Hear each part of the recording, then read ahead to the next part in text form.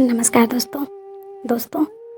राधिका और नवीन को आज तलाक के कागज मिल गए थे। दोनों साथ ही कोर्ट से बाहर निकले। दोनों के परिजन साथ थे और उनके चेहरे पर विजय और सुकून के निशान साफ झलक रहे थे।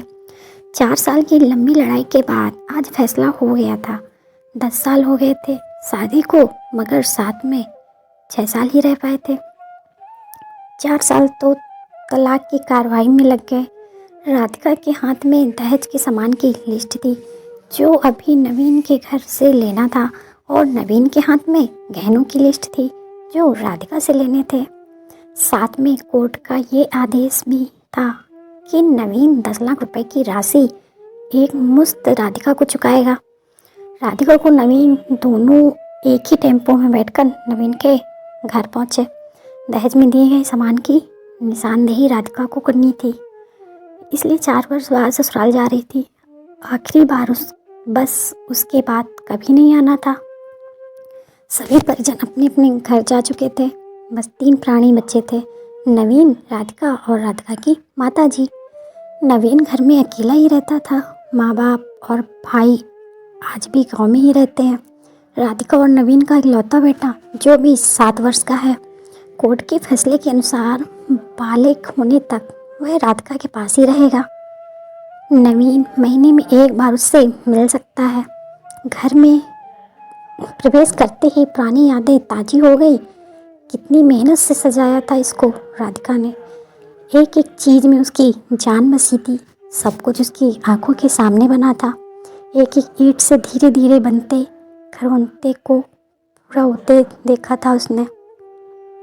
सपनों का घर था उसका। इतनी शिद्दत से नवीन ने उसके सपनों को पूरा किया था। नवीन शाकाहारा सा सोफे पर पसर गया, बोला, ले लो जो भी कुछ चाहिए, मैं तुम्हें नहीं रोकूंगा। राधिका ने अब गौर से नवीन को देखा। 4 साल में कितना बदल गया है। बालों में सफ़ेदी झांकने लगी है। शरीर पहले से आधा रह गया है। 4 साल में चेहरे की रौनक भी गायब हो गई है। वह स्टोर रूम की तरफ बढ़ी जहाँ उसके दहेज का अधिकतर सामान पड़ा था। सामान ओल्ड फैशन का था, इसलिए कबाड़ी की तरह स्टोर रूम में डाल दिया था। मिला भी कितना था उसको दहेज में? प्रेम विवाह जो था। घर वाले तो मजबूरी में साथ हुए थे। प्रेम विवाह था तभी तो नज़र लग गई, क्योंकि प्रेम जोड़ी को हर कोई टूटा हुआ देखना चाहता है। बस एक बार पीकर बहक गया था नवीन, हाथ उठा बैठा था उस पर। बस वो गुस्से में मैके चली गई। फिर चला था लगाने सिखाने का दौर। इधर नवीन के भाई भाभी और उधर राधिका की माँ। नौबत कोर्ट तक जा पहुंची और तलाक हो गया। ना राधिका लौटी, ना नवीन लाने गया। राधिका की माँ बोली, कहाँ है तेरा सामान? इधर तो नहीं दिखता, बेच दिया होगा इस शराबी ने। चुप रहो माँ। राधिका को ना जाने क्यों नवीन को उसके मुंह से शराबी कहना अच्छा नहीं लगा।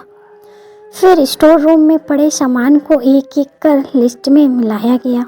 बाकी कमरों से भी लिस्ट का सामान उठा लिया गया। राधिका ने सिर्फ अपना सामान लिया, नवीन के सामान को छुआ भी नहीं। फिर राधिका ने नवीन को गहनों से भरा बैग पकड़ा दिया। नवीन ने बैग वापस राधिका को दे दिया। रख लो, मुझे नहीं चाहिए, काम आएंगे तेरी मुसीबत में।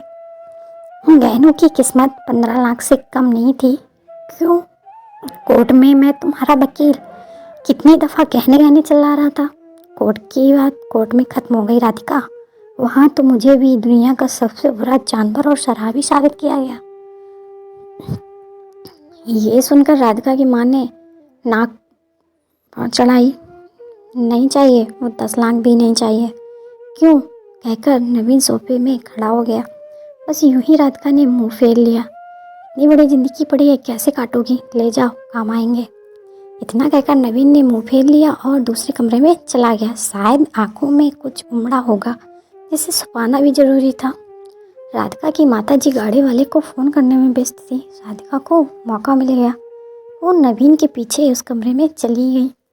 वो रो रहा था, अजीब सा मुंह बनाकर, जैसे भीतर के सैलाब को दबाने की जहद कर रहा हो। राधिका ने उसे कभी रोते हुए नहीं देखा था। आज पहली बार देखा। ना जाने क्यों दिल को कुछ सुकून सा मिला, मगर ज़्यादा भावुक नहीं हुई। सधे अंदाज में बोली, इतनी फिक्र थी तो क्यों दिया तलाक? मैंने नहीं तलाक, तुमने दिया। दस्तखत तो तुमने किए, माफ़ी नहीं मांग सकते थे? हिम्मत नहीं थी? मौका कब दिया तुम्हारे घर वालों ने? जब भी फ़ोन किया काट दिया। घर भी आ सकते थे, हिम्मत नहीं थी? राधिका की माँ आ गई, वो उसका हाथ पकड़कर बाहर ले गई। अब क्यों मुंह लग रही हो इसके? अब तो रिश्ता भी खत्म हो गया। माँ बेटी बाहर बरामदे में सोफे पर बैठकर गाड़ी का इंतजार करने लगी। राधिका के भीतर भी कुछ टूट रहा था, दिल बैठा जा रहा था। वो सुन सी पड़ती जा रही थी। जिस सोफे पर बैठी थी उसे गौर से देखने लगी। कैसे कैसे बचत करके उसने और नवीन ने वो सोफ़ा खरीदा था। पूरे शहर में घूमी तब ये पसंद आया था।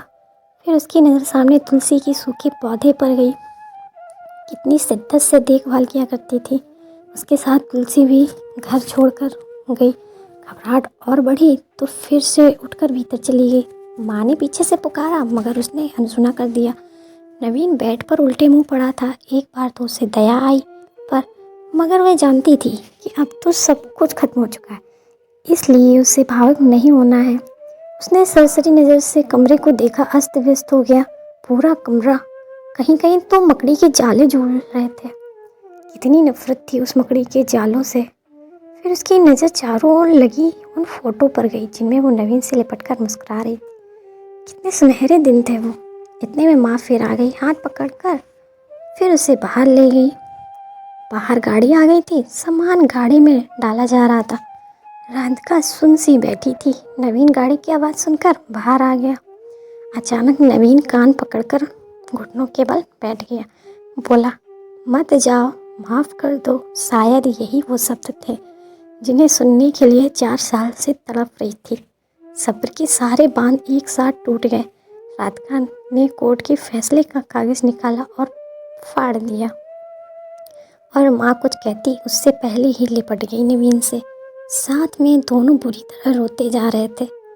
दूर खड़ी राधिका की माँ समझ गई कि कोर्ट का आदेश दिलों के सामने कागज से ज़्यादा कुछ नहीं है। काश उनको पहले मिलने दिया होता। अगर माफ़ी मांगने से ही रिश्ते टूटने से बच जाए तो माफ़ी मांग लेनी चाहिए दोस्तों। नमस्कार।